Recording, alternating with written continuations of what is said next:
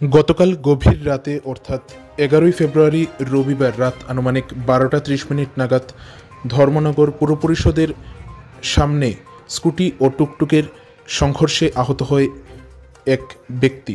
11ই ফেব্রুয়ারি রবিবার রাত আনুমানিক 12টা 30 মিনিট নাগাদ উত্তর ত্রিপুরা জেলার জেলা সদর ধর্মনগর শহরে ধর্মনগর পুর পরিষদ অফিসের সামনে একটি টুকটুক এবং স্কুটির সংঘর্ষ হয়।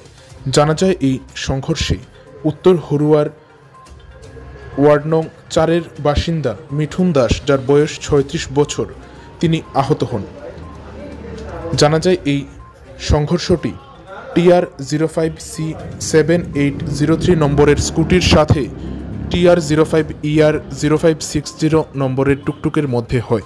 পরবর্তীতে এই ঘটনার খবর পেয়ে ঘটনাস্থলে ছুটে যায় ধর্মনগর দমকল বিভাগের কর্মীরা এবং সেখানে গিয়ে আহত ওই স্কুটি চালককে উদ্ধার করে নিয়ে যায় ধর্মনগর জেলা হাসপাতালে। বর্তমানে ওই স্কুটি চালক জেলা হাসপাতালে চিকিৎসাধীন।